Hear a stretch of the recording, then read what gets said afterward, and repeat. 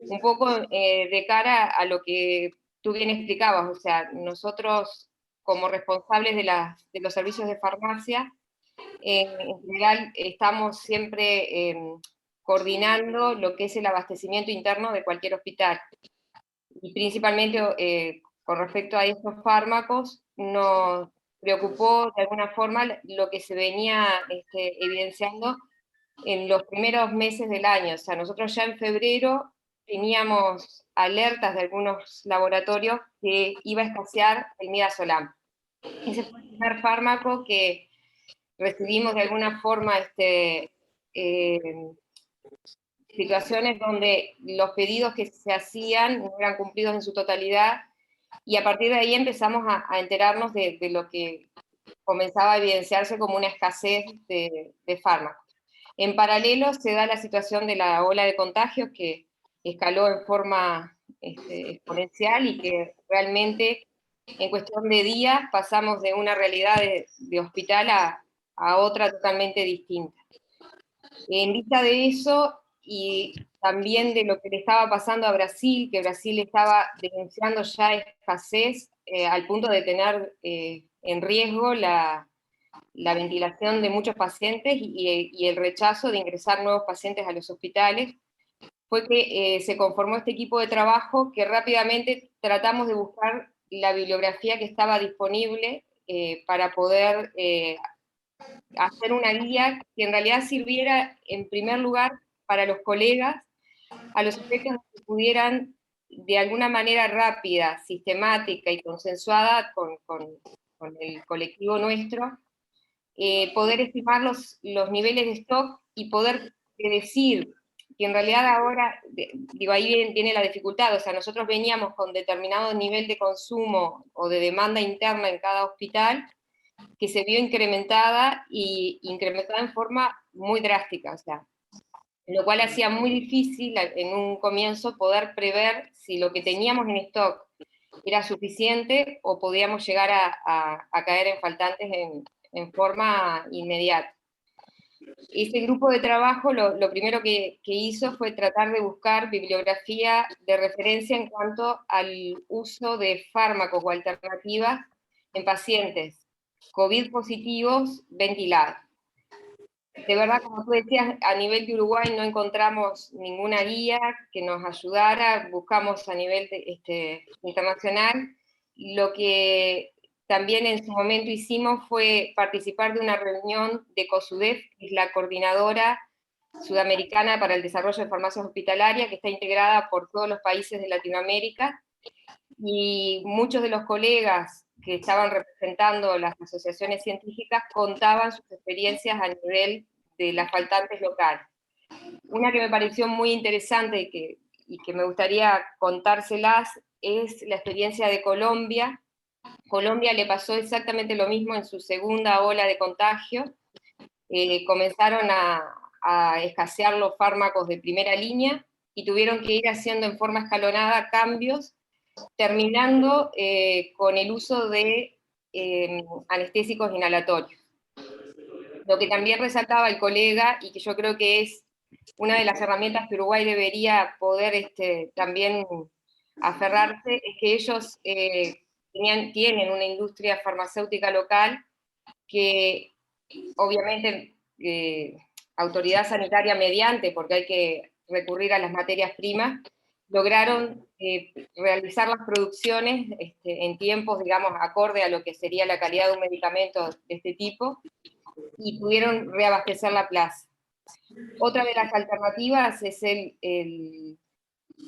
a los fármacos ya prontos que se importan, que en este caso en Uruguay nosotros tenemos un mix de los dos tipos, o sea, tenemos fabricación nacional y productos importados.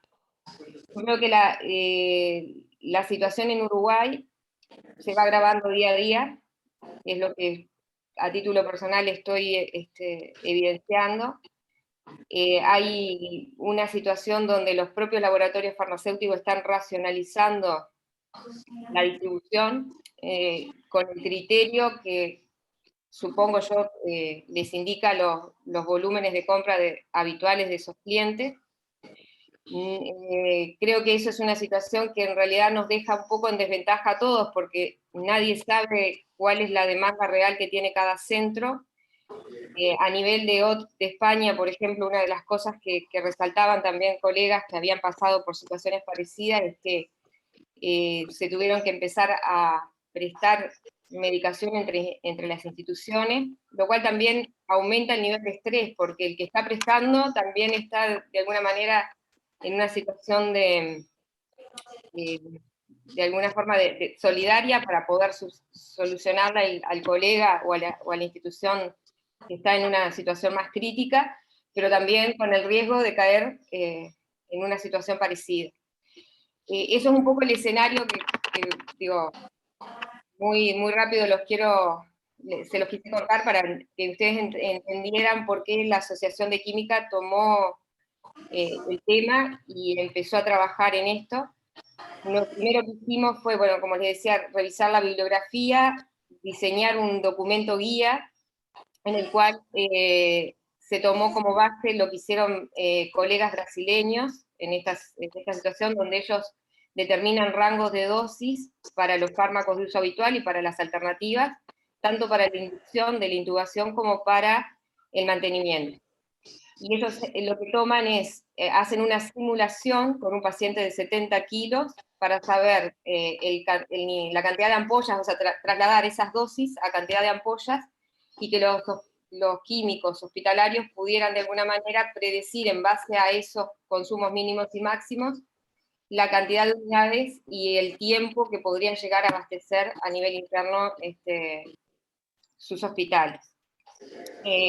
Lucía, que me acompaña en la reunión, ella les va a mostrar, si ustedes le permiten compartir pantalla, una planilla de Excel que diseñamos en base a esta referencia que les comentaba, y lo que trata de mostrar o sea, es una herramienta de cálculo que ya está de alguna manera validada por nosotras para que podamos rápidamente saber con el stock disponible en las farmacias cuánto tiempo podemos llegar a abastecer una situación extrema, es decir, suponiendo que tengamos 20 camas de CTI, si esas 20 camas en el peor escenario tuvieran 20 pacientes intubados, el stock disponible a la fecha de ese cálculo, qué cantidad de días de tratamiento podríamos cubrir.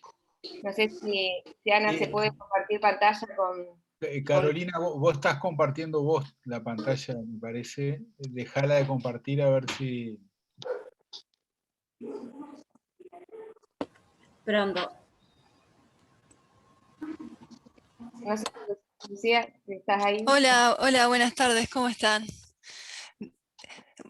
Muchas gracias por la invitación. Disculpen que no puedo conectarme con cámara porque en la computadora en la que estoy no se me permite. Pero bueno, ahí ya pude compartir pantalla. Esta es la planilla que armamos con las colegas. Como decía Karina, la idea de este archivo es disponer de una herramienta tanto a nivel de las farmacias como también puede servirle a los médicos que están con los pacientes, es poder rápidamente hacer cálculos de stock y de dosis, ¿sí? Tiene una primera parte que contiene las instrucciones y una descripción de lo que es el archivo, que es lo que les voy a ir comentando ahora. Básicamente tenemos diferenciado lo que es la inducción y el mantenimiento.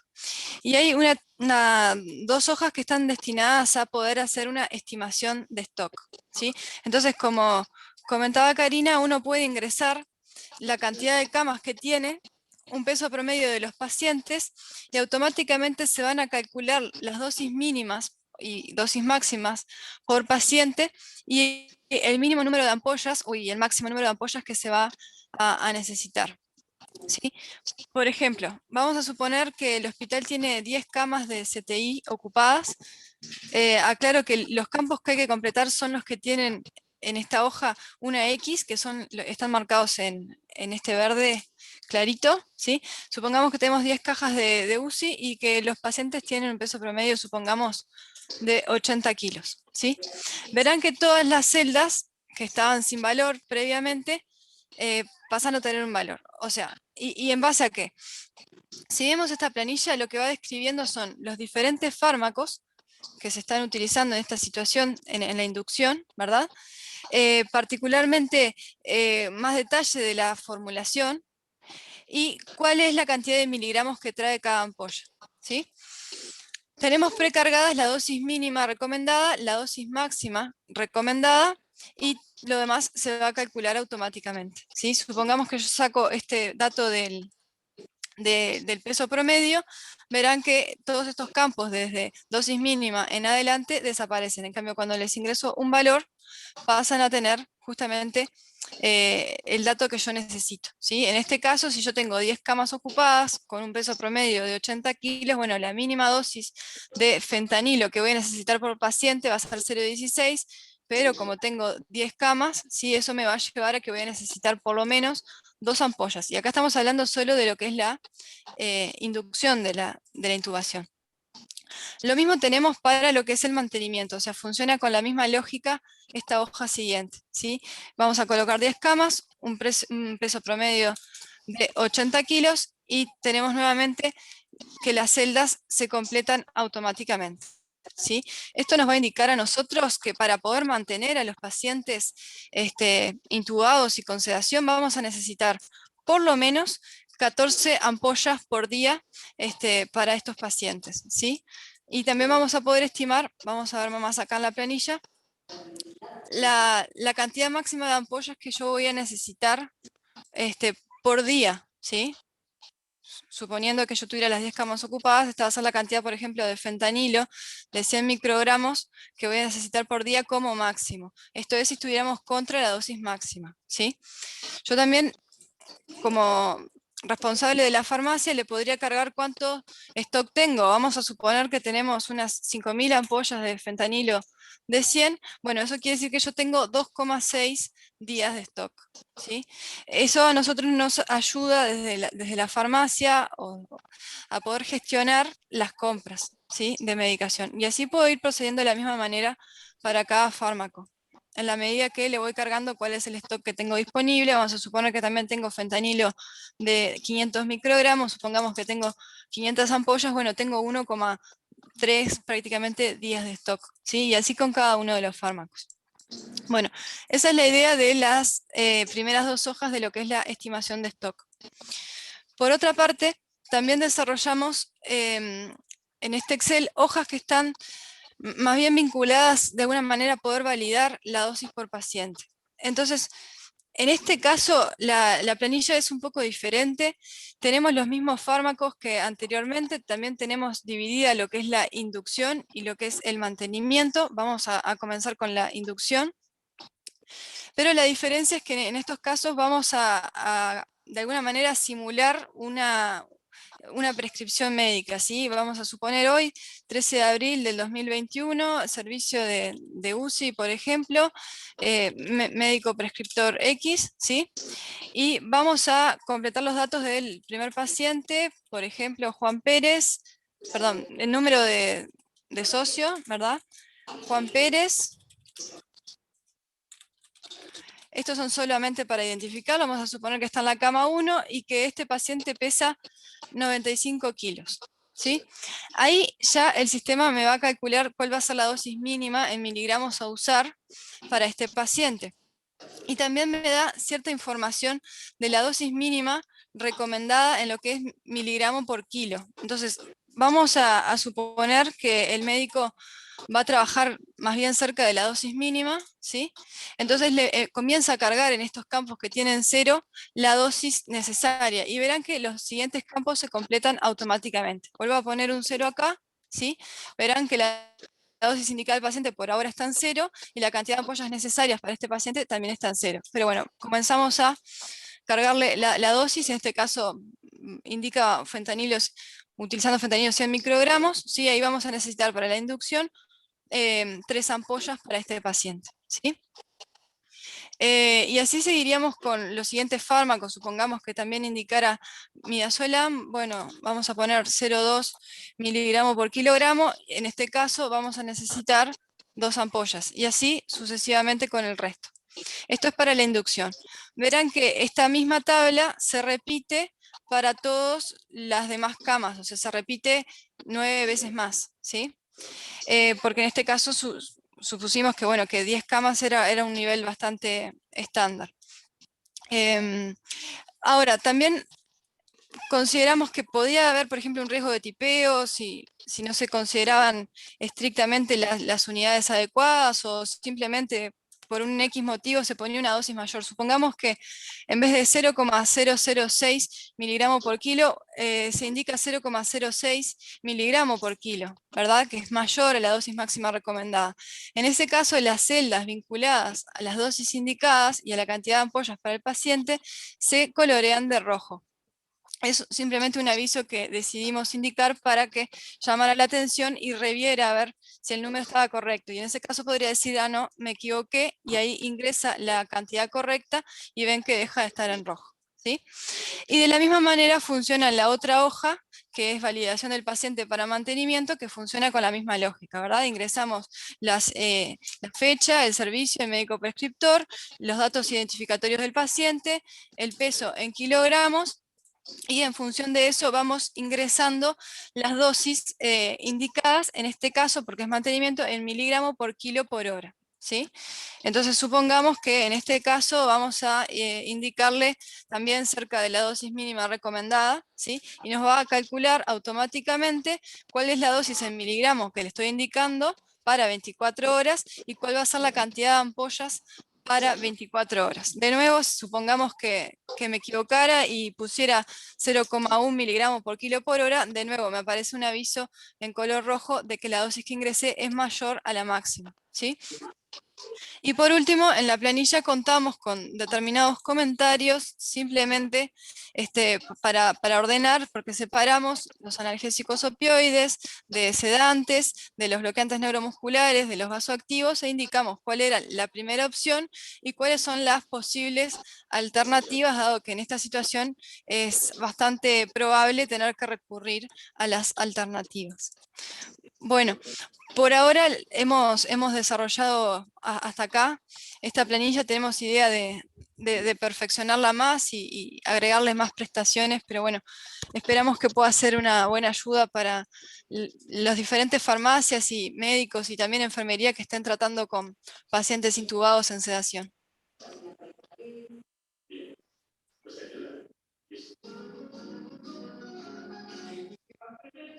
Lucía, ¿tú podés compartir el documento, la Sí, guía en PDF? acá, a ver si ustedes, creo que tengo que dejar de compartir la pantalla para...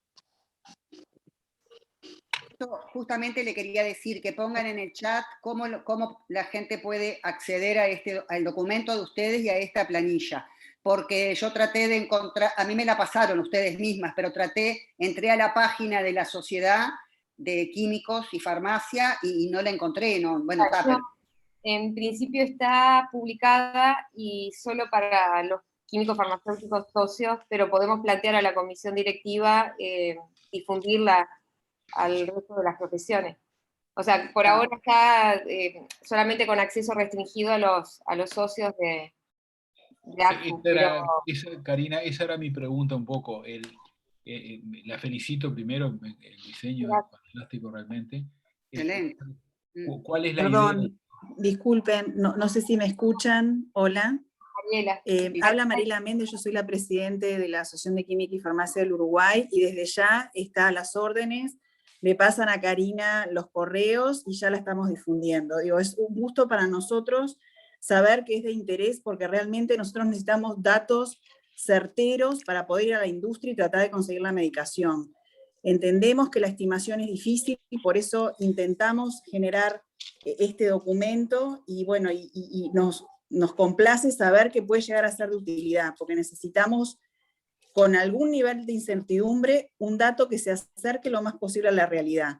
La industria tiene que salir a buscar medicación, tiene que capaz que optar por medios para traerla, por ejemplo, pasar de barco a avión, o sea, hay gastos, y como explicaba Karina, poca medicación en la vuelta. Entonces es muy importante para nosotros salir a una compra y salir con un dato a la industria que sea lo más real posible.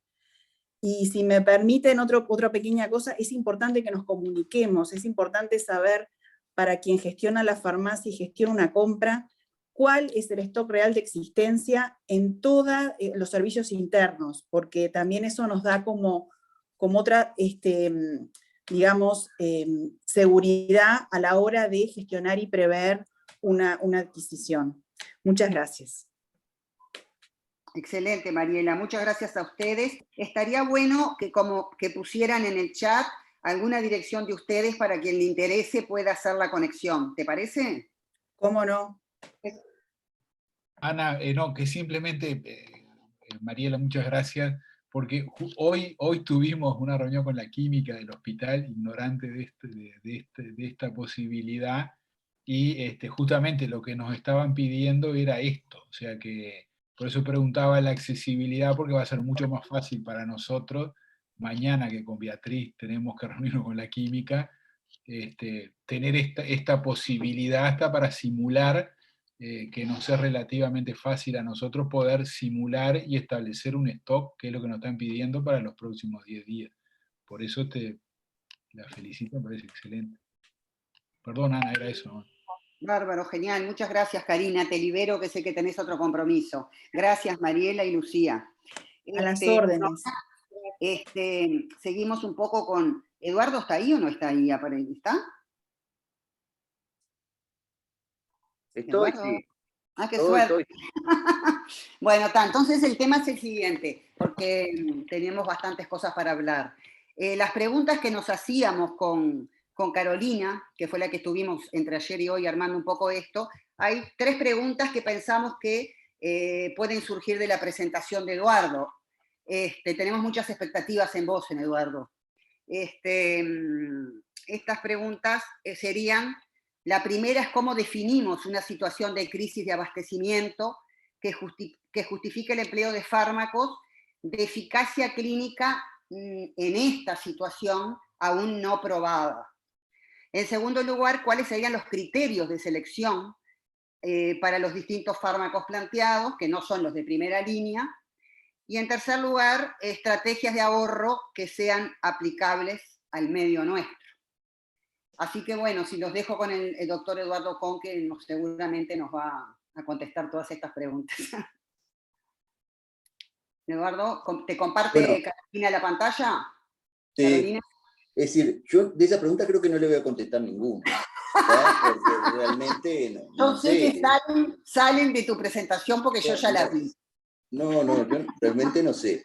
Yo lo que hice fue, después de charlas entre compañeros, que nos preocupamos por este problema tan importante, hice el fin de semana una búsqueda a ver qué era lo que estaba publicado al respecto, o qué había publicado recientemente, porque obviamente este era un problema que nosotros ya sabíamos que iba a pasar, que había pasado en todos lados, así que seguramente nos iba a pasar a nosotros, y qué soluciones habían encontrado en otros lados para esto. Es una preocupación porque no solo tenemos el problema hoy, sino que, como dijo la química, es decir, este problema se va a profundizar en el futuro, por lo que yo estuve averiguando. Es decir, son pocos los laboratorios que producen estos fármacos a nivel nacional.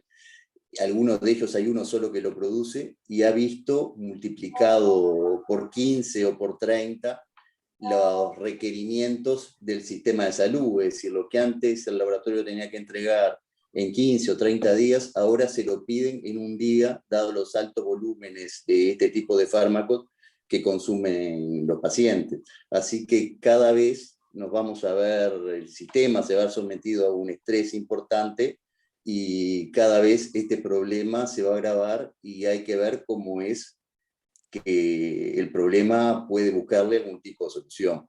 Es decir, hay múltiples publicaciones en relación a este problema de falta de stock, o falta o escasez de medicamentos para la pseudoanalgesia de los pacientes.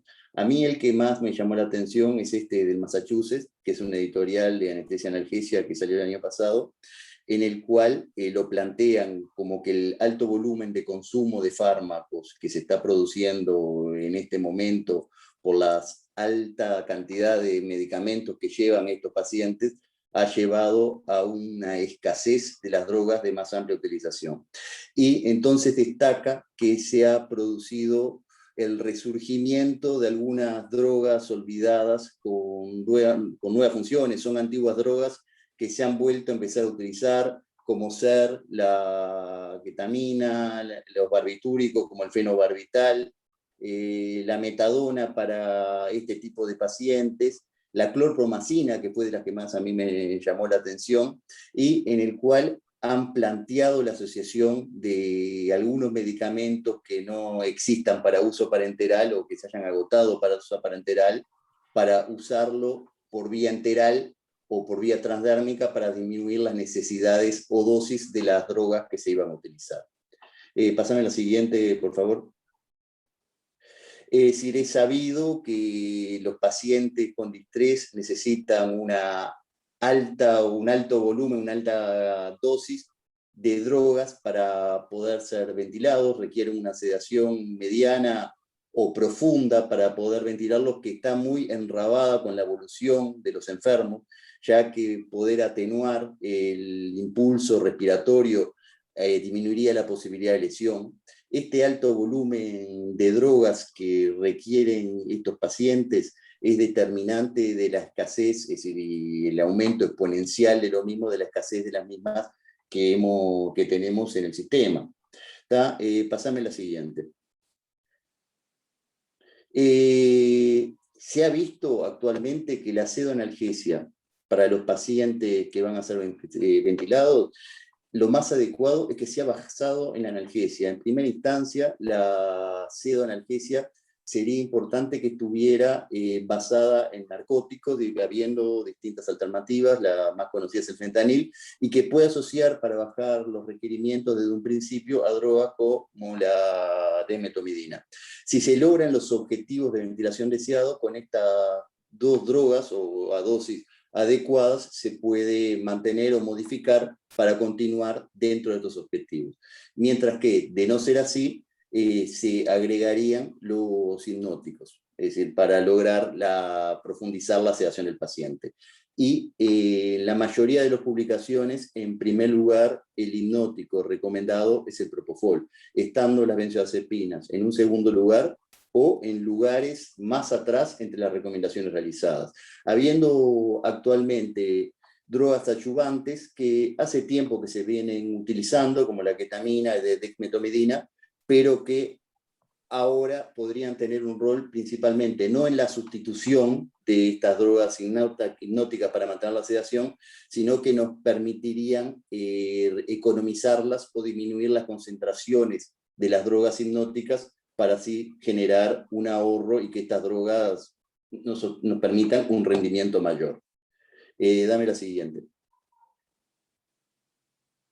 Este cuadro me pareció muy interesante porque habla de las opciones de analgesio-sedación que tenemos para los pacientes críticos. Y dentro de la sedación también pone en primer lugar al propofol, que por lo que yo tengo entendido no es una droga que se use habitualmente para sedación, y sí tengo entendido que todavía hay existencias de la misma en los laboratorios, y por lo que se podría utilizar en los planes de pseudoanalgesia. Del propofol, lo que se destaca en todas las publicaciones es la tendencia a la hipotensión que genera, al igual que las benzodiazepinas, aunque en este caso la hipotensión, en el caso del propofol, es por depresión miocárdica y por vasodilatación, y también se destaca la hipertrigliceridemia, que puede vincularse a pancreatitis, y la asociación a una complicación grave, que es una asociación asociada a propofol, que se ve con poca frecuencia, pero es mayor en estos pacientes graves, que caracteriza por radiomiolisis, que puede también ser insuficiencia renal, por lo que tienen que ser seguidos con CPK, aumento de triglicéridos y acidosis, que la única forma de combatirla es una complicación de alta mortalidad, y la única forma de combatirla es el sostén y la suspensión de la droga. En segundo lugar, este cuadro pone a las benzodiazepinas fundamentalmente porque la duración de la misma, por tener eliminación hepática y renal, que hay afectación en este tipo de pacientes, su duración es imprevisible y puede ser muy prolongada, y a su vez se asocia a importantes trastornos cognitivos, fundamentalmente el delirio y la confusión. Y pone en tercer y en cuarto lugar, ese sí, como drogas coadyuvantes, a la desmetomidina y a la ketamina, que después vamos a hablar. Por otro lado, como analgesia ponen este cuadro al fentanil, que es una droga con la cual probablemente nos encontremos frente a su falta en el futuro cercano. Hablan de la hidromorfona, que nosotros no la tenemos, yo creo que no la tenemos, y nombran a la morfina, que es una droga que es altamente disponible, de bajo costo, pero que tiene como principal problema para usarlo en estos protocolos de sedación, que se metaboliza a nivel hepático y que da lugar a metabolitos activos, uno de los cuales genera excitación, delirio, convulsiones a nivel encefálico, mientras que la morfina 6-glucurónido tiene también una acción similar a la de la morfina, se elimina enteramente por vía renal. Entonces en aquellos problemas que tienen afectación de su función renal, la duración del fármaco se vuelve impredecible y puede ser determinante por sí solo de ventilaciones prolongadas, por lo que se tiene que tener en cuenta en estos pacientes si no tenemos una opción diferente. El tercer fármaco, que es un fármaco que es caro, pero que también se puede asociar como narcótico en sustitución del fentanil o de la morfina, es el remifentanil, que capaz que su principal acción sea en aquellos pacientes que se encuentran en destete por su corta vida media, porque se metaboliza por las esterasas de los tejidos y las esterasas plasmáticas, y que puede generar a nivel es decir, su duración es sumamente breve, termina minutos después que se suspende la administración de la droga, puede generar posteriormente hiperalgesia, la que tiene que ser tenida en cuenta para poder combatirla. Pero frente a la carencia, es una droga que nos puede dar buenos resultados a pesar de su alto costo. Dame la siguiente.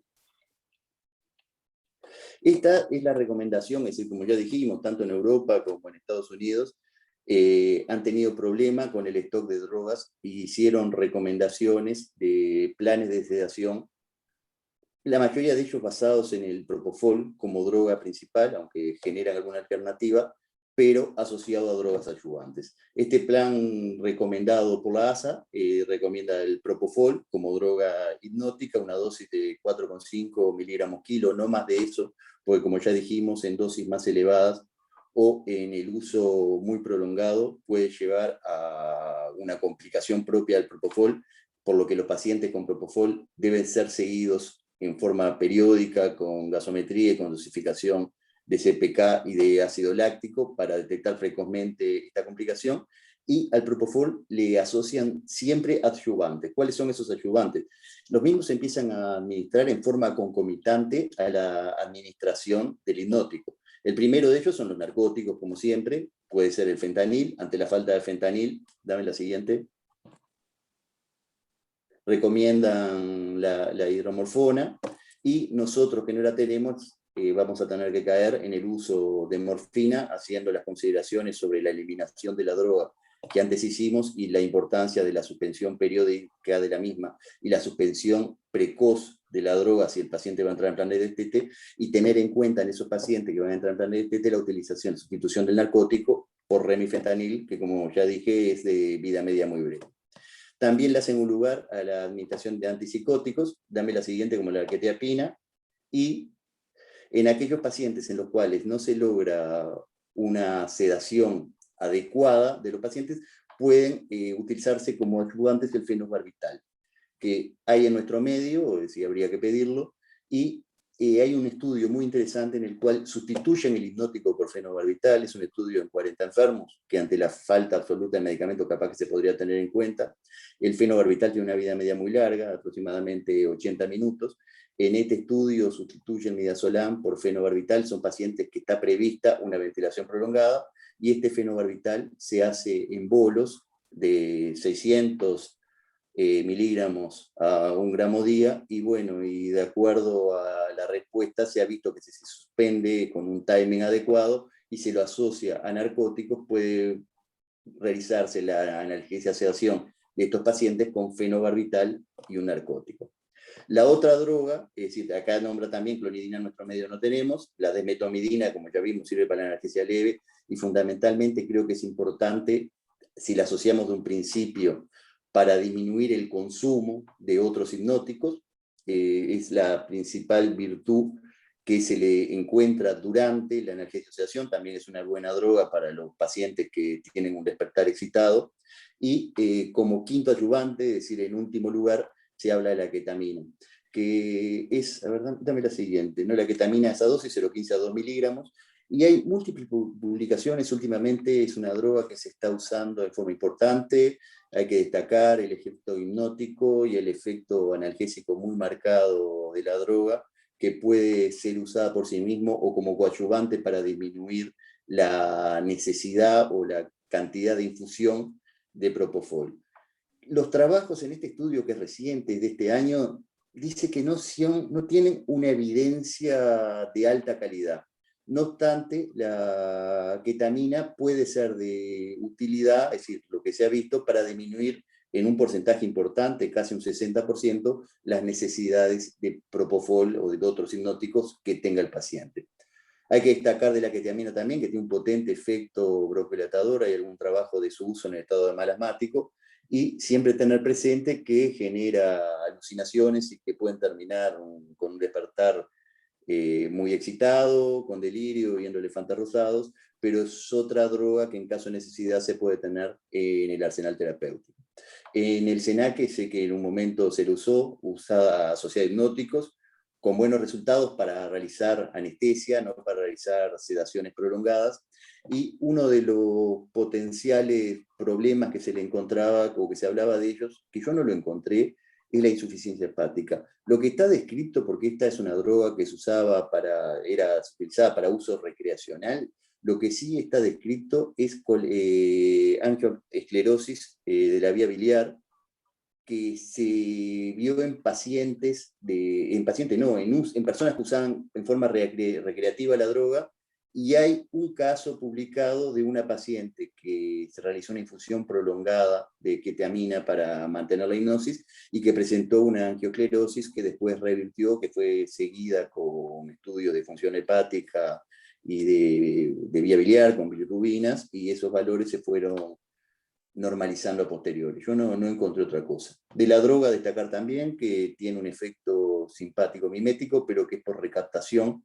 de catecolaminas, eso puede ser de utilidad en algunos pacientes, pero tener claro que en aquellos enfermos que tienen exhausta, es decir, que tienen un colapso hemodinámico, es decir, en sí la droga a nivel cardiovascular es depresora, por lo tanto es una posibilidad que tenemos que tener en cuenta. El estudio de abajo es ese que me referí hoy sobre el uso de fenobarbitálico asociado a narcóticos para la sedación, a la analgesia sedación en pacientes prolongados, que a mí me pareció muy interesante. Dame la siguiente.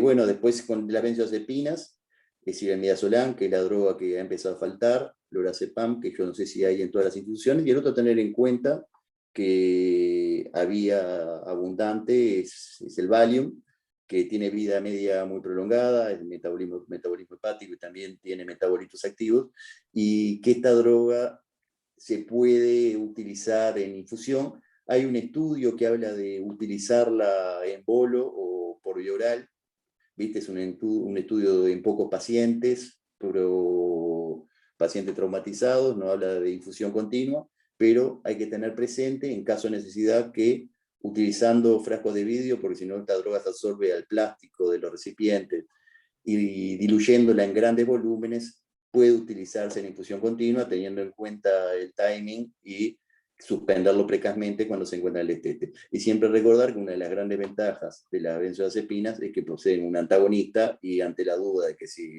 no se produce despertar por efecto de la droga más prolongado del esperado, siempre está el antagonista para revertirle y saber que esa es realmente la causa. Con respecto a los relajantes musculares, es decir, una de las drogas que probablemente vaya a faltar es el atracurio, es decir, lo que existe es el pancuroño.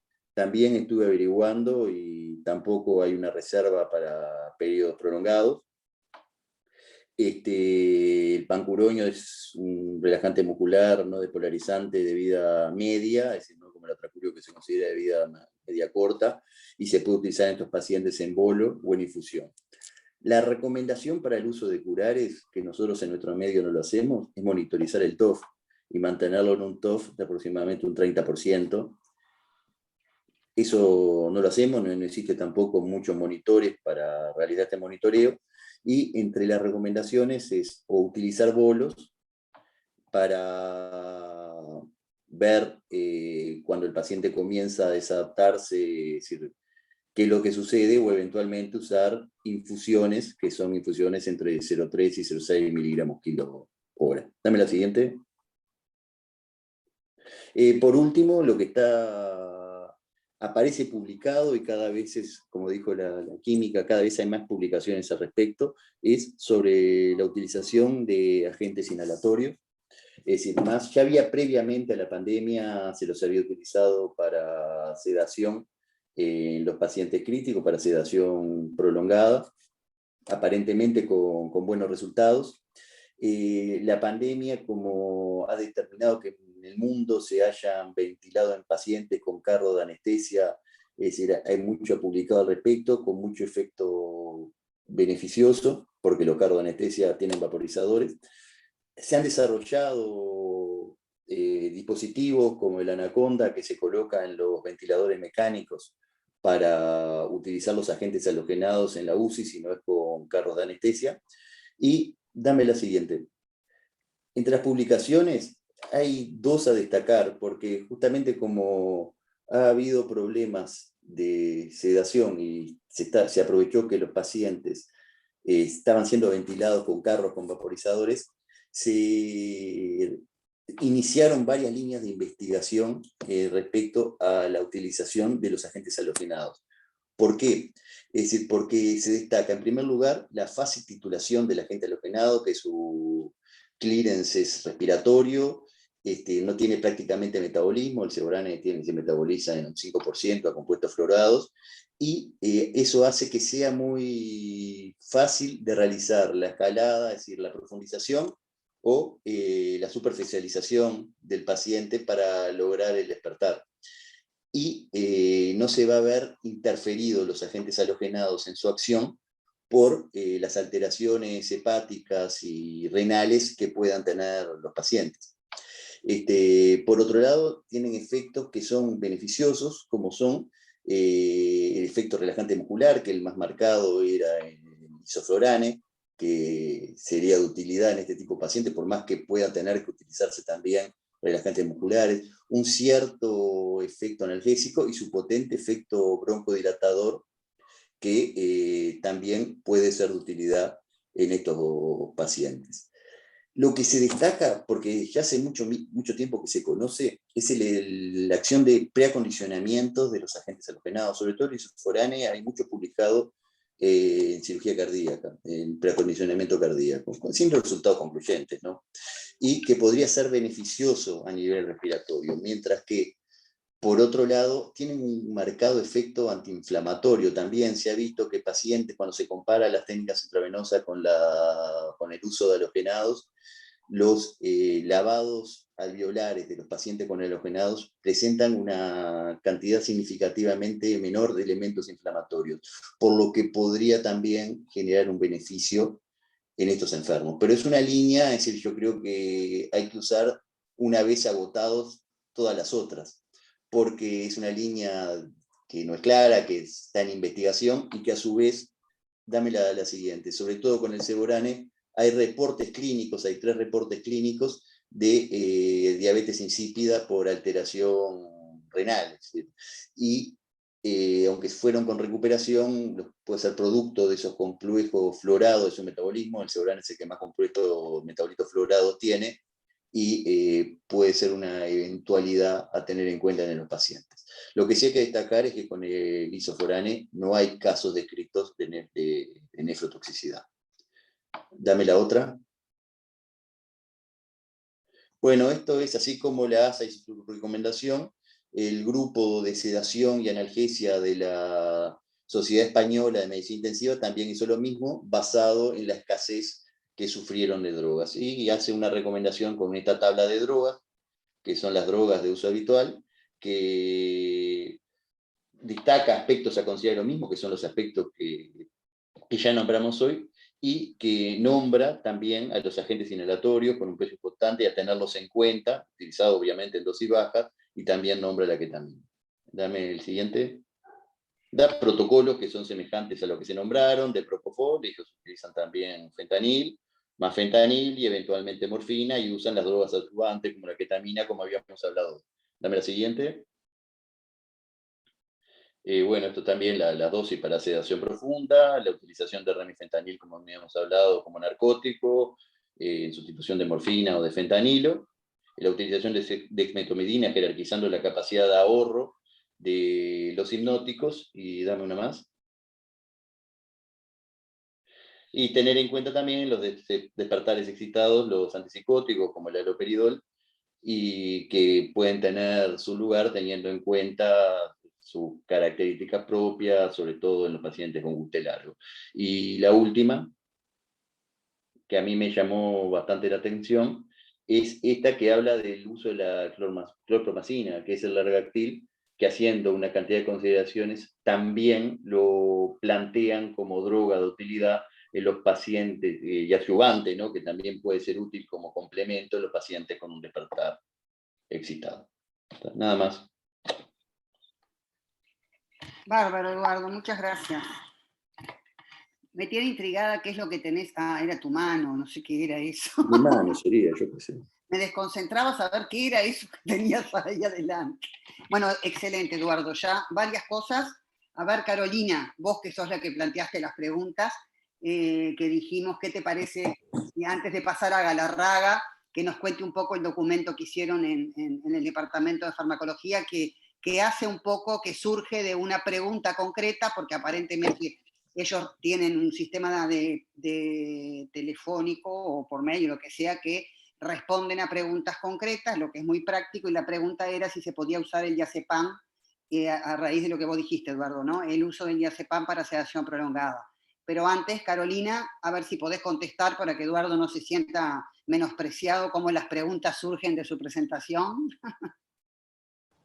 Bueno, hola a todos. Creo en realidad, de las preguntas que planteamos nosotros como interrogantes, que creo está bueno hacer el ejercicio de siempre hacer, bueno, ¿cuál es el objetivo con esto? Y qué es lo que queremos responder con este Ateneo. Creo que, bueno, como la primera pregunta que planteamos en esta instancia, que era en realidad cómo definimos una situación de crisis, ¿por qué es importante eso en realidad? Me parece que es porque si nosotros estamos hablando de tomar la decisión de utilizar fármacos que no tienen eficacia clínica probada, necesitamos justificarlo. ¿Y cómo lo justificamos? Es un poco estableciendo eso. Bueno, frente a una situación de crisis en una medicina de guerra, vamos a usar lo que tengamos a mano. Y dentro del arsenal terapéutico que presentó Eduardo, aparecen fármacos de uso habitual nuestro, en nuestra especialidad, pero que llevados a la sedación en una unidad de cuidados intensivos, en realidad no está probado su uso, no hay experiencia a largo plazo. Por lo tanto, bueno, eso, primero, de definir eso, me parece que eso lo hicieron muy bien las compañeras de química, ¿tá? Que creo que el camino hacia definir cuál es la situación de crisis va totalmente de la mano de definir cuál es el stock de medicamentos que tenemos. Y el stock de medicamentos que tenemos se va a desprender de cómo va evolucionando el uso de esos medicamentos en función de cuántos pacientes tengamos ventilados y sedados en nuestras unidades de cuidados críticos, y que creo que esa herramienta que pasaron ellos es fundamental para poder hacer esos cálculos y anticiparnos a esa situación. Ahora quiero pasar a la próxima diapositiva, pero bueno, en la guía que presentaron ellos como estrategias planteadas en esa guía, que no sé si en realidad yo no escuché que las hayan nombrado, pero las estrategias que en esa guía ellas plantean son esas que en realidad pusimos ahí, y que es llevar el consumo diario, o sea, saber día a día cuánto se consume para hacer un cálculo de cobertura a futuro, considerando siempre aumentar un 30% por un margen de seguridad. Y la única forma de saber cuánto gastamos día a día es si realmente lo cuantificamos, ¿tá? y la forma de cuantificarlo es que en cada servicio, en cada unidad, se realice ese ejercicio. Ellas presentan una planilla de Excel que lo hace de una forma muy eficiente, y creo que podríamos basarnos en eso para hacer estos cálculos, ¿tá? En realidad, de las otras preguntas que nos planteamos nosotros, no me acuerdo, Ana, cuál es la que dijiste en segundo lugar, creo que era la de los criterios de selección. En realidad, bueno, eso creo que también ahora, Flo, con toda la presentación de lo que sería el trabajo que hicieron desde farmacología, pero bueno, una vez que nosotros lleguemos a esta situación de crisis, vamos a tener que establecer cuáles son los fármacos que tenemos disponibles, y dentro de ellos seleccionarlos, utilizarnos con algún tipo de sistematización racional que nos deje a nosotros decidir cuál sí, cuál no, y en qué escenario clínico. Para nosotros, con el caso de los agentes, me parece que es un poco más sencillo, porque al no tener el dispositivo que planteó Eduardo para poder ventilar con los ventiladores de uso habitual de ellos, nos van a quedar solo los pacientes que están ventilados con carro, por lo tanto, está. Pero bueno, creo que establecer así sistemáticamente un criterio de selección tiene que ser interesante, ¿no? Y bueno, de la otra pregunta, en realidad, que creo que hemos planteado, era, bueno, de las estrategias de ahorro. En realidad creo que esa también es una pregunta que podemos discutir y que va a ser muy rico discutirla junto con los intensivistas, porque en realidad, si bien nosotros estamos saliendo de la cancha ahora, los que están en la cancha ya son ellos, y ellos nos pueden también un poco guiar cuáles son las estrategias más posibles de realizar. Primero, en realidad, quiero que pasar a Florencia Galarraga, que es docente del Departamento de Farmacología, grado 3. Ellos desde el Departamento de Farmacología, como dijo Ana, en el Centro de Información de Medicamentos, que ya que yo formé parte de él, lo voy a promocionar un poco. Es un centro donde recibe y centraliza cualquier consulta que quiera hacer cualquier profesional de la salud, ya sea médico o no médico, ¿tá? Acerca de dudas tanto farmacológicas, de aplicación clínica, como también de algún resorte farmacoquímico, si se quiere, ¿tá? Y bueno, allí son analizadas y contestadas basadas en la evidencia. ¿Qué tiene de interesante este centro? Es que siempre lo hace con un enfoque apuntando a lo que nosotros tenemos a nivel local. Entonces, son siempre informes que pueden ser llevados a tierra y pueden ser aplicados en nuestro medio, porque ese es el enfoque que ellos les dan, ¿tá? Y bueno, en este último tiempo están también realizando grados de recomendación, lo cual está muy bueno, porque ellos clasifican la evidencia que analizan y utilizan grados de recomendación, ¿tá? El informe es este, y paso a Flo para que explique un poco cuál fue el trabajo que hicieron. Antes de pasar a Florencia, lo que quería decir con respecto a la pregunta de las estrategias de ahorro y de usar fármacos con evidencia clínica no comprobada para este uso, ¿no? Por supuesto. Lo que más destacan las publicaciones de fármacos es que ninguno de estos fármacos, los estudios no son siempre para sedaciones cortas. A lo sumo, creo que lo que más largo vi fue el Propofol, que dice una semana, pero la mayoría de los fármacos son 48, 72 horas.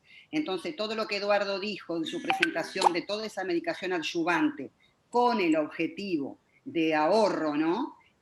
También hace a eso, a usar menos dosis de fármacos, y sobre todo cuando nos vamos a extender a más días, ¿no? De lo que habla la bibliografía.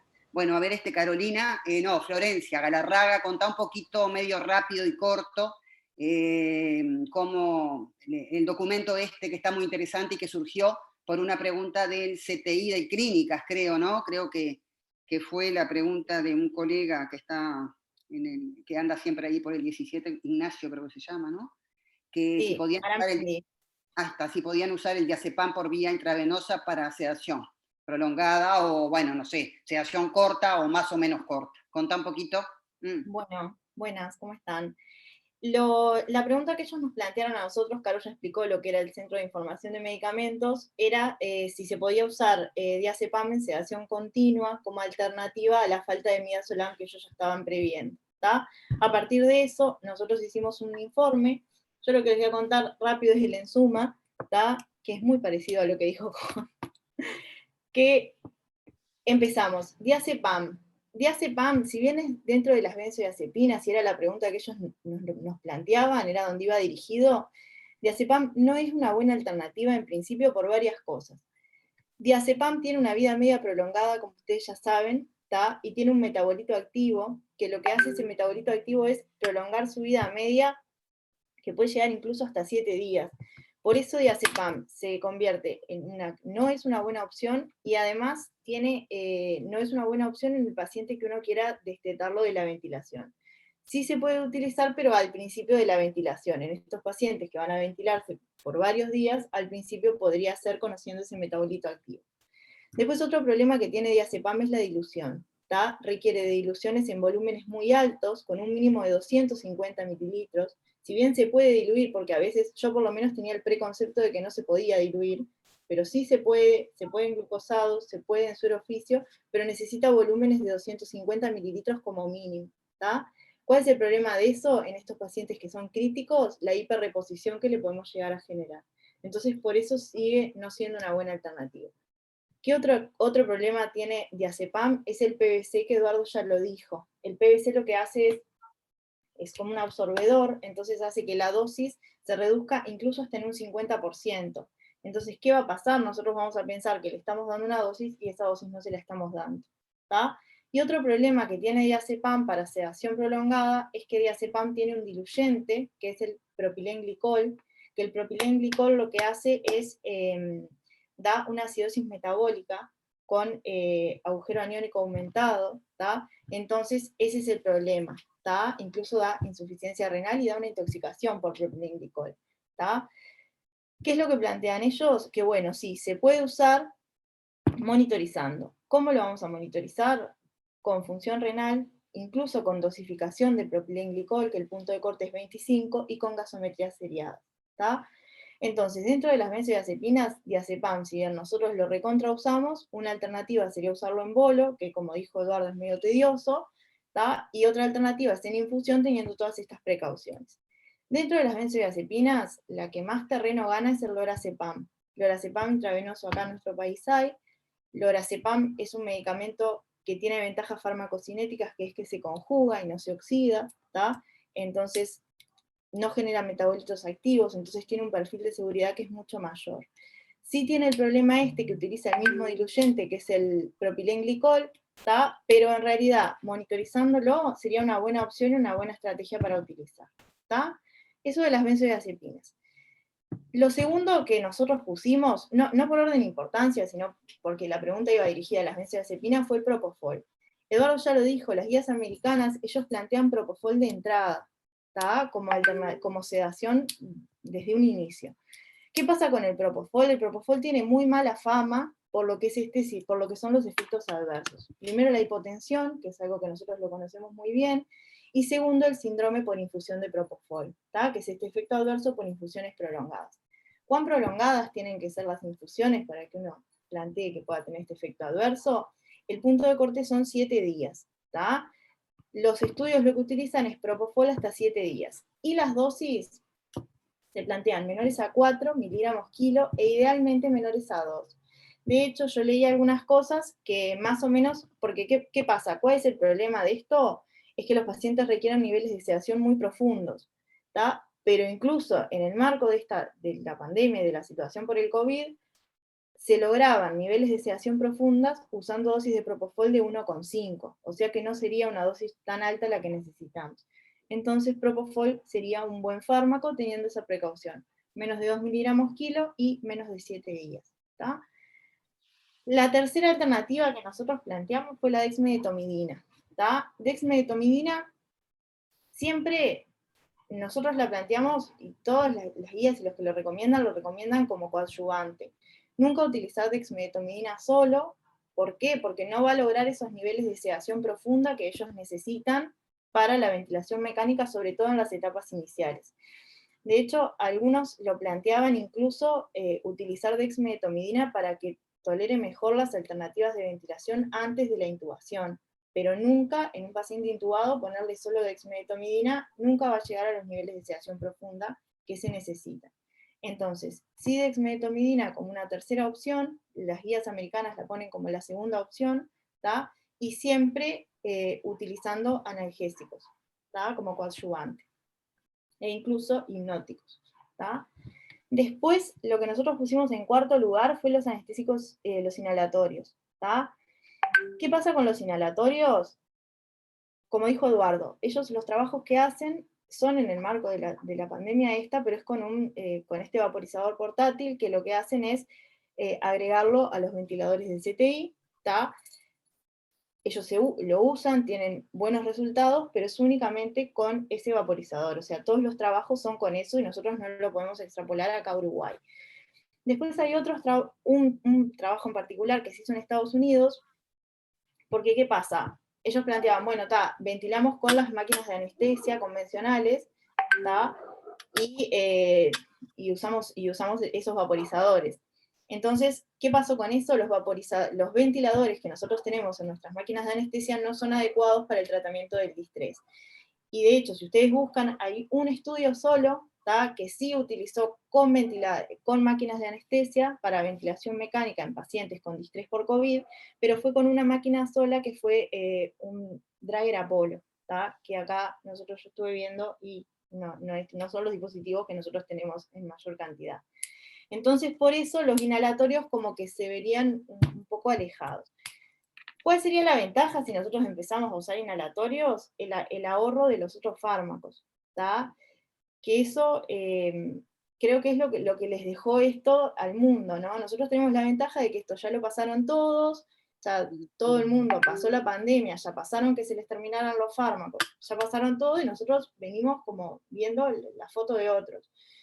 ¿Cuál es como lo bueno que tenemos nosotros? Es que podemos usar fármacos ahorradores de las otras drogas, ¿tá? Incluso hay trabajos que ponen de no olvidarse de los AINES, ¿tá? De usar otros tipos de analgésicos, antiinflamatorios, ¿tá? Todo eso para disminuir el consumo de las drogas que vos prevés que te van a faltar, ¿tá? Y otra de las cosas que también a uno, yo qué sé, yo que trabajo de anestesista, ver una sedación de una semana me parece un montón, pero hay que recordar que los pacientes COVID igual pasan hasta 90 días en esta situación, ¿tá? Y que es algo que no está mal, que es ir rotando los fármacos, ¿tá? En función de la necesidad y de los faltantes que vos tengas. Creo que esa es otra cosa que también nos tenemos que acostumbrar, que no es que, bueno, antes sí era el midazolam solo para sedación, y bueno, ahora no. Hoy nos va a faltar el midazolam, pero tenemos propofol, podemos usar esto, y quizás la semana siguiente me falte uno y pueda usar el otro. Y creo que no es mucha cosa más, en realidad. Mi imagen me pidieron que fuera corto. No, claro, sí, excelente, excelente, Florencia. Florencia, poné en el chat este documento para que quien le interese lo podamos compartir. Bueno. ¿Tá? No, excelente, excelente. Antes que pases a otro, quiero saludar y felicitar a Florencia, excelente. Así que cuando quieras volver, tenés las puertas abiertas. ¡Pero qué compromiso! No, te felicito, precioso, bárbaro, gracias. Bueno, gracias. Bueno, y para que no se nos haga muy largo, antes de hacer preguntas, no sé, los intensivistas que están en la cancha, quería que Ana Laura, Ana nos contara un poco la experiencia en el español, que creo que no, que es complicado y fue de las primeras que tuvo que enfrentarse a este tema. ¿Estás por ahí, Ana Laura? Por acá, Ana. Claro, bueno, buenas tardes a todos. Un poco para contarles la experiencia que tuvimos respecto a la escasez de fármacos en nuestro hospital. Realmente vino una duda respecto a las dosis que se utilizaban en medicina intensiva para realizar pseudoanalgesia y relajación muscular, y descubrimos que se estaban utilizando dosis altas, tanto de atracurio como de opiáceos. Frente a este problema, decidimos elaborar estrategias que estamos también trabajando con la doctora Leticia Arem y Andrea Benegoni, y nos planteamos varias cosas. Primero, optimizar la dosis, y para eso, como habló Eduardo, la utilización de monitorización mediante BIS y TOF. Sé que en el INOT consiguieron BIS y se está utilizando actualmente. Eso es también una buena estrategia. Lo otro que nos planteamos es protocolizar la pseudoanalgesia, tanto cuando requiere una pseudoanalgesia profunda como ligera, y también protocolizar la rotación de fármacos, como bien dijo Florencia, ¿sí? Por el fenómeno de tolerancia y de downregulation de los receptores celulares. Eso en algunos protocolos está y se dice que se debe rotar cada 3 o 4 días. Bueno, además, lo que es la analgesia multimodal y utilizar fármacos no convencionales, para eso tenemos también una consultante que es la doctora Patricia Papa, que nos ha ayudado con varios pacientes con mal manejo del dolor, y hemos podido también destetarlos con el uso de metadona, y hemos tenido una buena evolución con estos pacientes. Entonces yo creo que desde el punto de vista de la especialidad podemos proporcionar conocimiento respecto a esto. Y bueno, no mucho más, seguimos elaborando el protocolo y viendo cómo podemos utilizar las alternativas que ya hablaron. Te me perdiste, Ana. Ustedes ya están estoy acá. Ya han tenido que... Sí, acá. Ya están recurriendo a infusiones de rocuroño. Ya digo, estamos, están más ya estamos con avanzados. rocuroño. Sí, ya hay escasez de atracurio y empezamos con infusiones de rocuroño a las dosis de 0,3 a 0,6 y tuvimos que protocolizar en forma rápida el uso de rocuroño en pacientes que requieren ventilación mecánica en forma prolongada. Y también estamos con la rotación de opiáceos en pacientes también con mal manejo del dolor. Bien.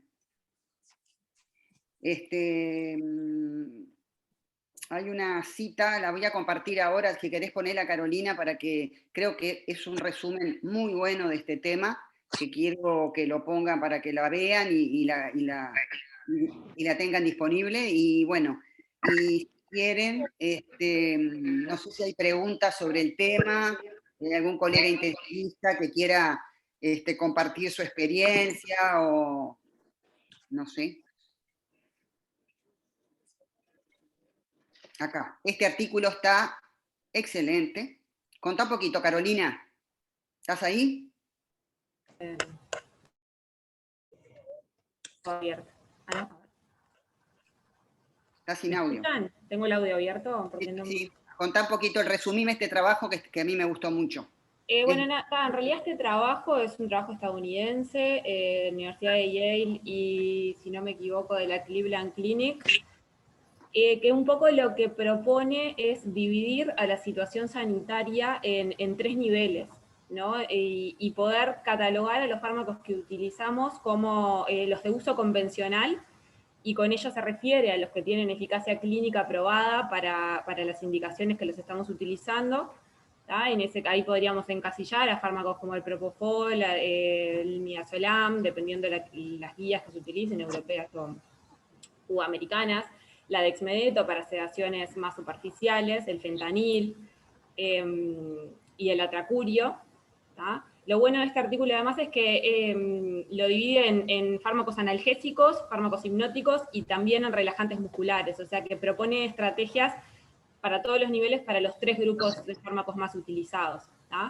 Entonces, bueno, del convencional eso, después plantea un segundo nivel que es manejarnos en un nivel de contingencia, o sea, nos están faltando los fármacos de uso convencional, pero de todas formas tenemos disponibles otros fármacos que tienen eficacia clínica aprobada, o por lo menos hay experiencia en el uso para sedaciones en este tipo de pacientes, y allí este estudio propone fármacos como la morfina, el remifentanil para los analgésicos, el lorazepam para los hipnóticos, y bueno, y derivados del atracurio para los relajantes musculares, y propone que está bueno en realidad un tercer escalón, que sería un nivel de crisis sanitaria franca, donde ya faltan todos los otros fármacos y ya nos deberíamos ir a seleccionar entre grupos farmacológicos, como dijimos, el que no tienen eficacia clínica probada y que estaríamos usándolos totalmente fuera del prospecto o de la indicación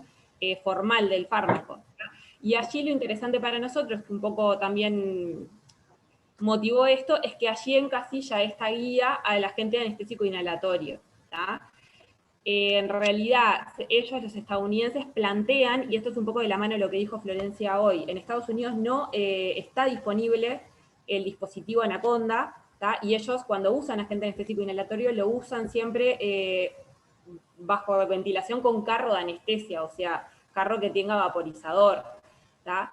Y bueno, como dijo Flo, en realidad los estudios no están hechos en estas condiciones, sobre todo están hechos con el dispositivo, porque otra de las preguntas que surgen de esto es si un carro de anestesia cumple con los requerimientos mínimos de ventilación mecánica que tiene que recibir un paciente con distrés respiratorio por COVID o por cualquier otra causa. ¿Tá? Pero nosotros sabemos que para ventilar de forma mecánica un paciente con distrés respiratorio y una ventilación prolongada requerimos determinados parámetros y determinadas características del ventilador que no todos los carros de anestesia lo tienen. ¿Tá? Y que bueno, eso sí sería como una situación de extrema crisis, ventilar pacientes con dispositivos que no están diseñados para eso y por lo tanto utilizando fármacos por vías que no están probadas. ¿Tá?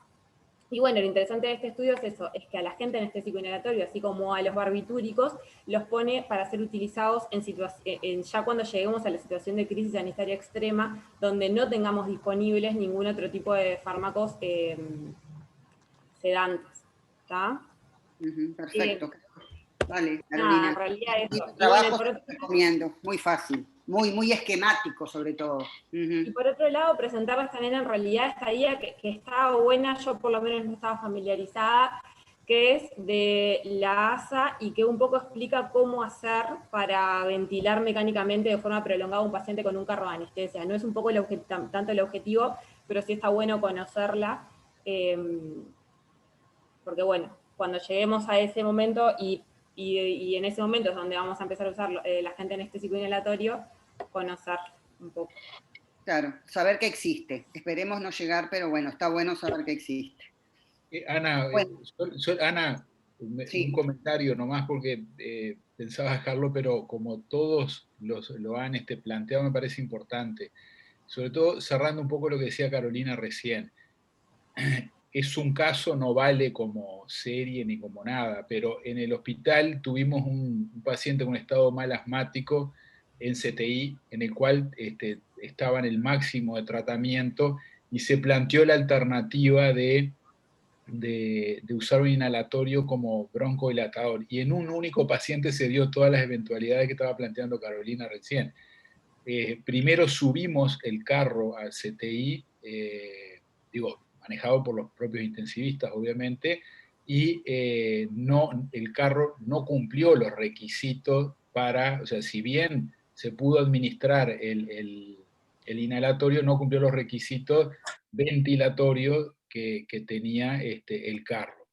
Cuando pasamos a la segunda etapa, que fue intentar incorporar el vaporizador a un carro, vino el ingeniero incluso de Drager, desarmó el carro y vio la opción, y ellos tienen una limitante básica, que no sé si algún día, qué es lo que se saltea con Anaconda, pero que no es tan seguro en su administración, es el tipo de flujos y presiones que usan esos carros internamente, que hacen absolutamente imposible por el altísimo costo, o sea, que tendrían de usar inhalatorios, e incluso los sistemas de polución, que si bien ahora está mucho mejor, no está previsto de estar polucionando durante, como se llama, 90 días o varios días con un inhalatorio.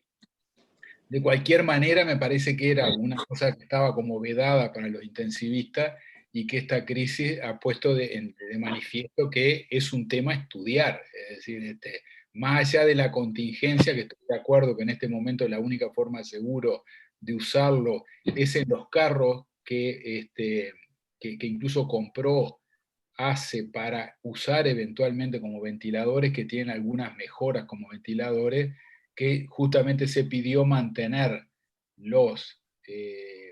el sistema de los inhalatorios para poderlos usar si fuera necesario.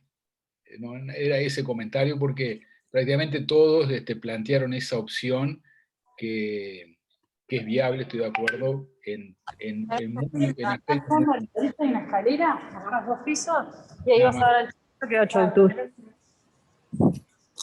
Da la impresión, Carolina, ya te dejo, que por ahora el tema de los inhalatorios estaría en el tercer escalón de uso, ¿no? En situación de crisis. Y muchos de los trabajos que hay son sobre todo de la industria, de los agentes inhalatorios, que obviamente siempre han planteado la opción de las ventajas, a nivel inflamatorio pulmonar, broncodilatador, poco toque hemodinámico, sobre todo del isoflorano y el ceborano. Entonces creo que muchos trabajos apuntan a decir, bueno, aprovechemos esta oportunidad para hacer un avance en la incorporación de las bondades de los agentes inhalatorios, pero no es que no las tenga, solo que no se da la estructura como para poder usarlo realmente, porque no tenemos el dispositivo, el carro de anestesia, el ventilador no es el indicado. Bueno, tercer escalón me parece que por ahora es en situación de crisis. ¿Qué ibas a decir, Carolina? No, nada, en realidad eso que hoy preguntabas y a ver si se habían contestado o no contestado las preguntas, yo creo que en principio, a grandes rasgos sí, establecer la situación de crisis, me parece que queda claro que hay que hacerlo para poder ir a utilizar el agente anestésico inhalatorio como recurso. ¿De cuál sería el criterio de selección para decir, bueno, sirve o no sirve? Bueno, desde el punto de vista de eficacia no está aprobada, desde el punto de vista de la seguridad tampoco está aprobada a largo plazo, desde el punto de vista de la conveniencia, por todo lo que vos acabas de decir, Ana, no cumple con los requerimientos, requiere un anestesiólogo a permanencia, lo que dijo Juan de que no está adaptado, en realidad deberíamos llevar un carro y el ventilador no cumple con los requerimientos muchas veces para ventilar, habría gran cantidad de polución, como se requiere en altos flujos, habría una gran cantidad de consumo del anestésico. Creo que en principio eso que decís, no. Y me parece que la pregunta que quedaría por contestar, un poco Flo ya habló de eso, pero que me parece que es no menor, porque creo que es la que nos va a evitar a que lleguemos a esta situación, y la principal a discutir es cuáles son las estrategias para ahorrar fármacos para no llegar a esto. Que creo que es lo más rico para poder discutir entre todos. ¿Qué podemos hacer para evitar llegar a esta situación que estamos planteando? En realidad en la bibliografía están descritas muchas cosas. Yo por lo menos lo que encontré es, por un lado, la rotación de fármacos, como dijo Florencia. Cuando vemos que se nos está acabando algo y antes de que llegue el nuevo stock, rotar a otra cosa, y eso además tiene beneficios a varios niveles, no solo porque ahorramos, sino porque también muchas veces evita las infusiones prolongadas de fármacos que sabemos que se acumulan, y entonces esa rotación me parece que es algo interesante de discutir, sobre todo también con los intensivistas que tienen mucha más experiencia en pacientes ventilados de forma prolongada.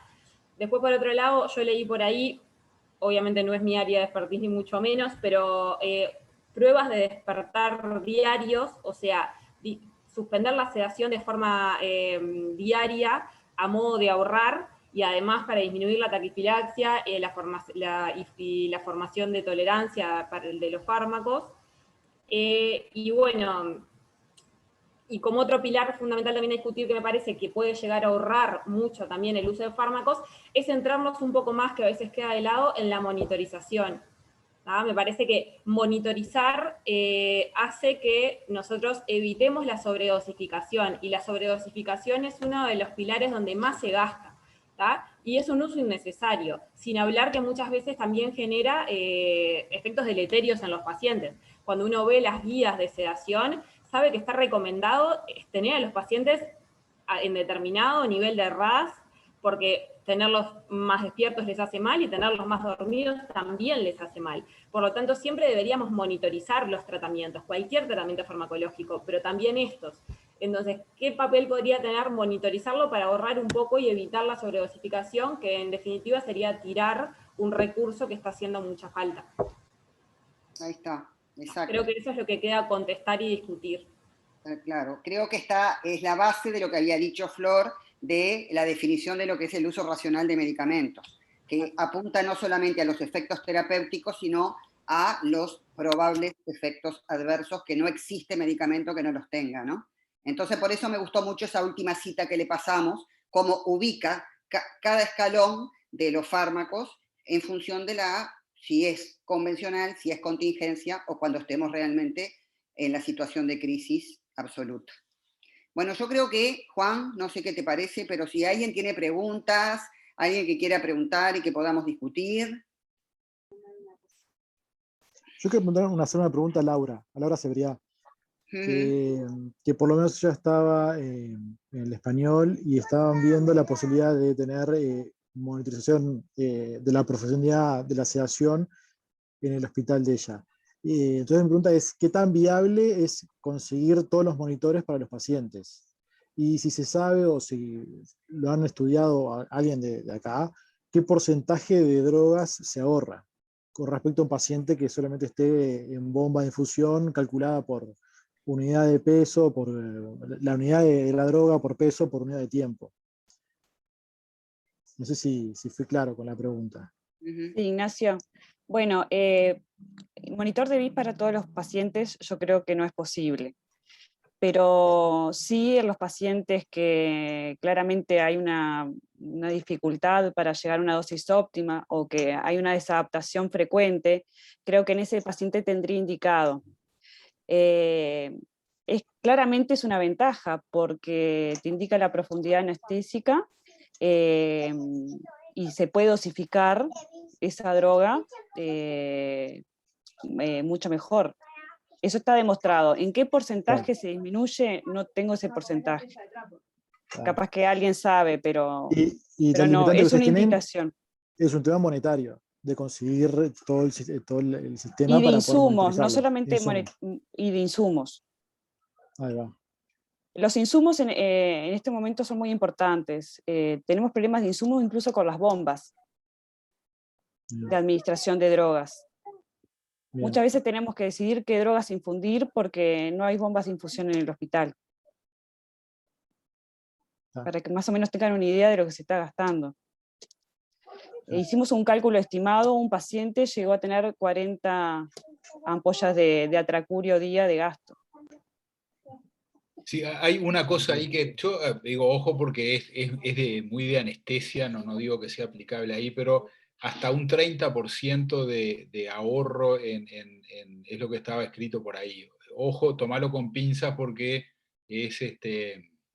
estaba incluso mucho más vinculado a la TIVA, o sea, no sé si es aplicable a esto, eso por un lado.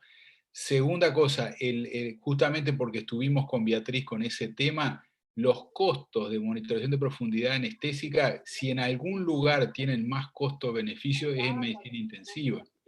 Porque cuando uno lo hace por número de parches por paciente, ellos tienen, con cuidado, ellos pueden tener esos, no digo los 90 días, pero la posibilidad de recambio es muy diferente a la nuestra, que usamos parches por cortos periodos de tiempo.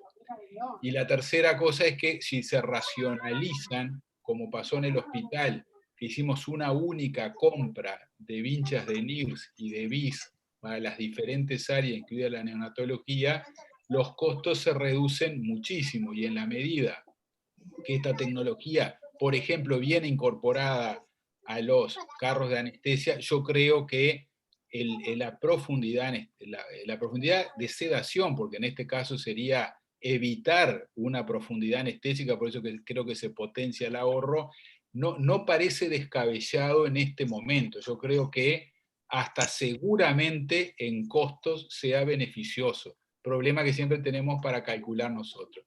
Y el segundo monitor, que yo estoy totalmente convencido porque ya prácticamente todos los carros vienen y es mucho más barato, es el de la relajación muscular, y que creo que ahí simplemente, ya lo discutimos en un Ateneo, es falta de lo que decía Eduardo, o sea, no tenemos el hábito, o a veces no le creemos mucho a la relajación neuromuscular y no lo utilizamos. Pero yo creo que acá es excelente ventana para que se pueda incorporar o generalizarlo, por lo menos en esta etapa, en CTI. Digo, más tomando lo que decía Florencia al inicio, o sea, como una estrategia para reducir la consumo de drogas. ¿Me permiten un comentario? Sí, claro. ¿Qué tal? ¿Qué tal? ¿Cómo están? Bienvenido, profesor Hurtado, un gusto tenerlo entre nosotros. Me avisaron de la reunión, no pude entrar antes, hace un rato estoy escuchando. Los felicito por la iniciativa de tratar estos temas, son absolutamente necesarios. Hemos comentado muchas de estas cosas con la doctora Cebriá, con la que estamos trabajando hace ya varios meses, y todo lo que han dicho es absolutamente de necesidad y de utilidad en este momento. De hecho, algunas cosas ya están ocurriendo, ¿no?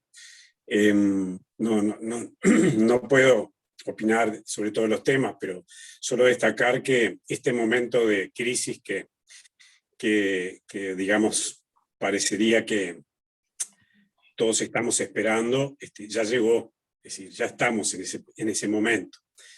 Nosotros en el Hospital Español es un centro COVID y por lo tanto viene sufriendo esto desde hace más tiempo y a mayor intensidad porque todas sus camas son COVID. En este momento tenemos 37 pacientes, 3 de los cuales están en el área de RECU y bueno, la anestesia nos está dando una mano bastante importante desde ya hace muchos días, manejando pacientes críticos evolucionados, pero bueno, dándonos un poco de oxígeno al resto del grupo para poder ir rotando los pacientes y dando las altas cuando podemos. El consumo es enorme de las drogas, estoy seguro que el monitoreo por el BIS y por otros mecanismos nos ahorraría una cantidad sustantiva de droga y por lo tanto de gastos, pero sobre todo el beneficio que va a generar sobre los pacientes.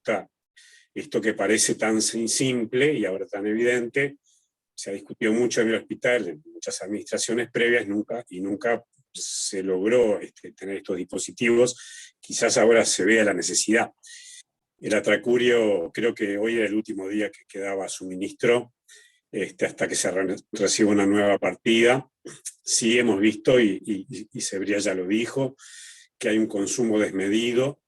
Hay mucha parte de desperdicio de la droga por el tema de la conservación a determinada temperatura y la exposición a temperatura ambiente que desnaturaliza el fármaco.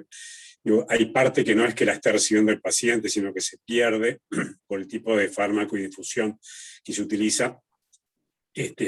Ya estamos pasando a un protocolo distinto con otras drogas, y la rotación de drogas también es necesaria por la taquifilaxia y por un montón de cosas que ya se dijeron. Yo creo que en la medida que el pico a nivel comunitario sigue aumentando, esto que nosotros vivimos ahora en el Español, con agotamiento de algunos de los recursos y la necesidad de tomar drogas de segunda línea o de tercera, esto se va a empezar a ver en otros lados. En Maciel, con mucho menos pacientes, ya están usando el lorazepam. En algunas instituciones privadas se estaban usando infusiones de diazepam. El atracurio también se está terminando en otros lados. En fin, todo esto ya se ve venir. No conozco ejemplos de uso todavía de los ventiladores, de los carros de anestesia, pero esto ya se discutió el año pasado y la Sociedad de Anestesia tomó iniciativas para hacer un relevamiento y saber con cuántos equipos se disponía, y bueno, una información muy importante que está a disposición, creo, todavía para los grupos intensivistas.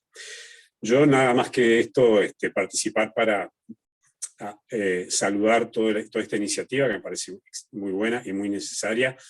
Vamos a aprovecharnos de ella porque vamos a tomar experiencia de todo lo que ustedes han estudiado también. Estamos en un momento que tenemos poco tiempo para crear espacios de ateneo y de discusión, porque la demanda asistencial es enorme, pero bueno, aprovechamos estas instancias de ustedes y para formular este momento de trabajar en conjunto, y de hecho ya lo estamos haciendo con la gente de anestesia en el hospital. Un saludo para todos y muchas gracias. Muy bien, gracias Javier. ¿Alguna pregunta más? ¿Alguien que quiera...? No, simplemente, si podría decir, primero que nada, digo, agradecer por la invitación, porque fue sumamente esclarecedora la charla y muy brillante las exposiciones. Pero realmente, digo, ya creo que ya estamos, digo, en una situación de crisis. Yo hace una semana y pico llamé a Ana justamente porque me encontré en una situación en la cual se nos informaba que el midazolam se nos estaba agotando, nos quedaban 200 ampollas aproximadamente.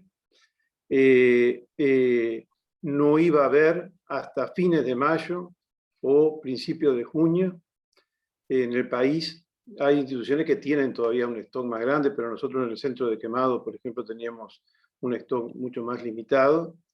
El lorazepam, que traté de utilizarlo, ya se acabó, no hay, y no hay tampoco el laboratorio, tiene productos como para hacerlo, los laboratorios que pueden hacerlo. O sea, estábamos en una situación difícil. El diazepam también, si bien se había dejado de usar durante mucho tiempo, está bastante, estaba medio discontinuado y además hay poco.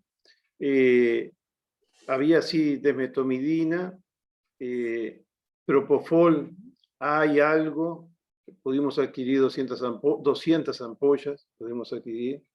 Y justo le planteé a Ana que algo que vi ahora en la charla esta, la posibilidad de la ketamina, que si bien no existe una experiencia muy grande en la parte de medicina intensiva, no existe, digo, podría ser una droga que para nosotros tendría cierto beneficio, fundamentalmente por su efecto simpático mimético y también a nivel pulmonar. Y el quemado capaz que en la primera etapa, no en la etapa inicial en que existe una hipovolemia extrema y ahí estaría contraindicado porque daría efecto depresor, podría ser utilizado. Quizás dosis bajas y siempre asociada, como se dijo, a otro fármaco. La rotación, bueno, la hacemos habitualmente, digo, pero por ejemplo, nosotros en el quemado es enorme la cantidad de medicación que se utiliza de sedante. Una por el volumen de distribución, otra por los cambios que existen en la albúmina y las proteínas de fase aguda. Y depende de cómo es el fármaco, si es catiónico o aniónico, a dónde se va a ligar y cómo va a ser su efecto. O sea que estamos en un problema realmente bastante importante, como todo el mundo. COVID tuvimos muchos que eran sospechosos, nunca hasta hace una semana y pico que tuvimos un COVID realmente positivo, que ya venía con el diagnóstico. Y bueno, y Ana me pasó ahí las dosis, yo estuve mirando, capaz que podíamos usar inclusive un poquito de dosis un poco menor y por un corto periodo de tiempo, como me había inclusive dicho Ana. No, simplemente esto y agradecer estas charlas que realmente fueron muy esclarecedoras. Bárbaro, Julio, muchas gracias a ti. Muy bien. ¿Alguien tiene alguna pregunta? Bueno, Juan. No, me parece que por la hora, por el tiempo que llevamos, podemos ir cerrando el Ateneo. Yo, de todas maneras, quiero agradecer especialmente, primero, la parte de las exposiciones, que fueron excelentes todas, y además una muy buena combinación. Creo que la parte de la exposición de los químicos farmacéuticos plantearon un sistema que nos estaba faltando de poder tener alguna medida. Tanto Carolina como Florencia conjugan muy bien su doble condición de farmacólogas y anestesiólogas, y Eduardo, que ya nos tiene acostumbrado, hizo una revisión muy buena, excelente de lo disponible hasta ahora. Y el cerrar con la opinión de dos destacadísimos colegas de CTI que son los que todos estos esfuerzos en este momento están destinados a colaborar con ellos, que están en en la primera línea y además en una situación estresante, importante. Para nosotros también es importante conocer su opinión y, bueno, y sentir que estamos aportando algo también desde ese punto de vista. Así que muchas gracias a todos. Es un Ateneo histórico, llegamos a los 100 participantes y quedó gente afuera, lo que demuestra lo acertado que fue el tema en sí mismo y el interés que hay en eso. Así que muchas gracias a todos y bueno, y seguimos trabajando, que esto creo que hay que dejarlo documentado, como comentaba Javier, como hicimos ese trabajo hace ya más de un año con respecto a los carros de anestesia y quedó, y bueno, llegó el momento de usarlo un año después. Espero que acá sea útil para eso también. Así que muy bien, bueno, muchas gracias a todos y seguimos en contacto. Muchas gracias. Chao. Saludos.